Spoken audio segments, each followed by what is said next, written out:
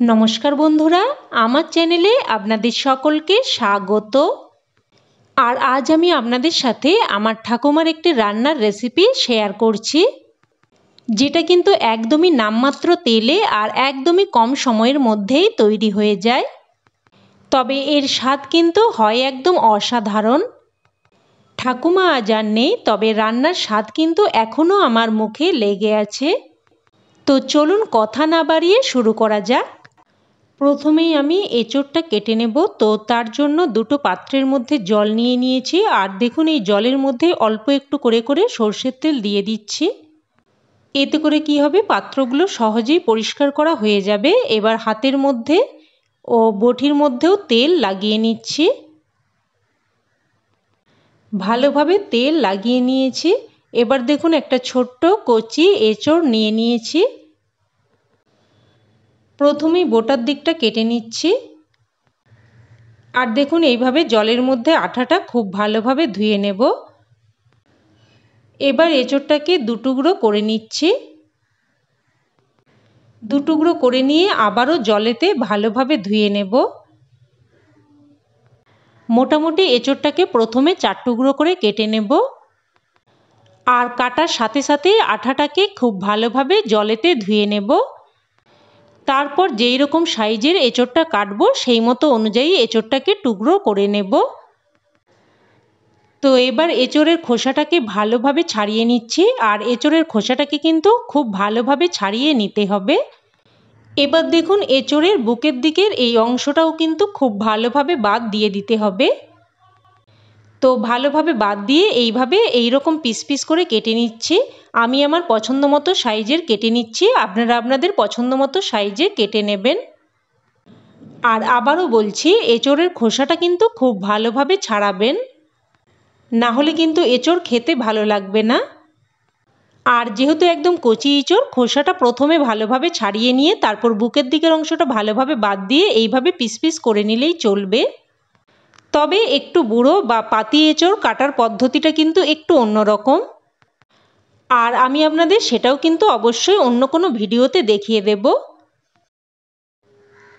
তো দেখুন এঁচোড়টা কেটে নিয়েছি। আর এখানে দুটো মিডিয়াম সাইজের আলুকে এইভাবে চৌকো চৌকো করে কেটে নিয়েছি, ঠিক এঁচোড়ের মতো সাইজেই। আর এঁচোড় আলু সব কিছু কেটে ভালোভাবে ধুয়েও নিয়েছি। এবার আমি নিয়েছি একটা প্রেসার কুকার। আর প্রেসার কুকারের মধ্যে এবার এঁচোড় আর আলুটা একে একে দিয়ে দিচ্ছি। এঁচোড় আর আলুটা দিয়ে এবার দিয়ে দিচ্ছি পরিমাণ মতো লবণ, পরিমাণ মতো হলুদ গুঁড়ো, অল্প একটু লঙ্কার গুঁড়ো।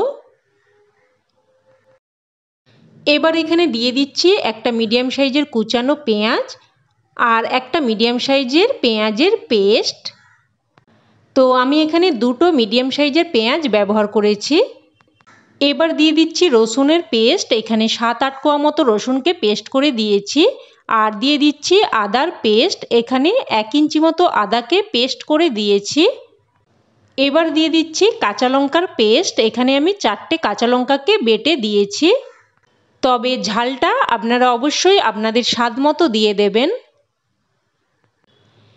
এবার আমি এখানে গোটা গরম মশলা নিয়েছি। এখানে নিয়েছি দুটো ছোট এলাচ, 1 টুকরো দারচিনি আর অল্প একটু জায়ফল।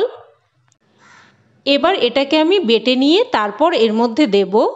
তো দেখুন বেটে নিয়েছি, এবার এটাও দিয়ে দিচ্ছি। আর আপনারা চাইলে এখানে অল্প একটু জিরের গুঁড়ো আর অল্প একটু ধনের গুঁড়ো ব্যবহার করতে পারেন। এবার সবশেষে দিয়ে দিচ্ছি সরষের তেল। আর এখানে আমি প্রায় 2 চামচ মতো সরষের তেল ব্যবহার করেছি। আর এই রান্নাতে কিন্তু খুব বেশি সরষের তেল লাগে না, অল্প একটু তেলেই কিন্তু এই রান্নাটা হয়ে যায়। তো এবার সব কিছু হাতের সাহায্যে খুব ভালোভাবে মেখে নেব। বন্ধুরা, আপনারা তো নানান রকমভাবে এঁচোড় রান্না করে খেয়েছেন। তো এইভাবে যদি কোনো দিন না খেয়ে থাকেন, অবশ্যই কিন্তু এইভাবে একবার আপনাদের কাছে বানানোর অনুরোধ রইল। খেতে কিন্তু একদম দুর্দান্ত লাগে আর একদম কম সময়ের মধ্যে আর একদম কোনো রকম ঝামেলা ছাড়াই কিন্তু এটা তৈরি হয়ে যায়। তো দেখুন ভালোভাবে মেখে নিয়েছি। এবার এর মধ্যে আমি দিয়ে দিচ্ছি 1 বাটি মতো জল। আর আপনারা গ্রেভিটা যেমন রাখতে চাইবেন সেই মতো অনুযায়ী জলটা দিয়ে দেবেন। এবার জলটা দিয়েও ভালোভাবে মিশিয়ে নেব। দেখুন ভালোভাবে মিশিয়ে নিয়েছি। ভালোভাবে মেখে নিয়ে এবার প্রেসার কুকারের ঢাকনাটা আটকে দিচ্ছি। এবার প্রেসার কুকারে প্রায় 3 থেকে 4টে মতো সিটি দিয়ে দেব।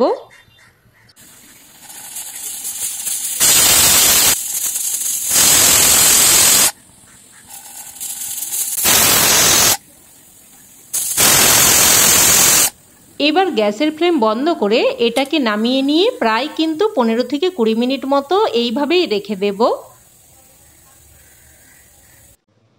তো প্রায় 15 মিনিট পর বাষ্পচাপটা পুরোপুরি বেরিয়ে গেছে। এবার দেখুন ঢাকনাটা খুলে আমি আপনাদের দেখাচ্ছি।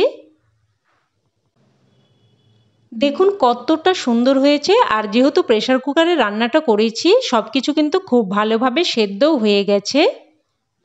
আর একটা সুন্দর ফ্লেভার বেরিয়েছে। আপনারা যখন রান্না করবেন তখন এটা ফিল করতে পারবেন। আর আপনারা হয়তো ভাবছেন যে মশলার কাঁচা গন্ধ হয়তো থেকে যাবে, কিন্তু না বন্ধুরা, আমি বলছি কোনো রকম মশলার কাঁচা গন্ধ থাকবে না। আর এটা খেতে কিন্তু একদম দুর্দান্ত স্বাদের হয়। আপনারা অবশ্যই একবার বানিয়ে দেখবেন। আমি বলছি আপনারা একদমই নিরাশ হবেন না। তো বন্ধুরা, রেসিপি ভালো লেগে থাকলে লাইক, কমেন্ট, শেয়ার করবেন। আর চ্যানেলের নতুন বন্ধু হয়ে থাকলে চ্যানেলটি সাবস্ক্রাইব করে সাথে থাকার অনুরোধ রইল। তো আজ এই অবধি, আবার অন্য কোনো রেসিপিতে দেখা হচ্ছে। ততক্ষণে সকলে ভালো থাকবেন, সুস্থ থাকবেন। ধন্যবাদ।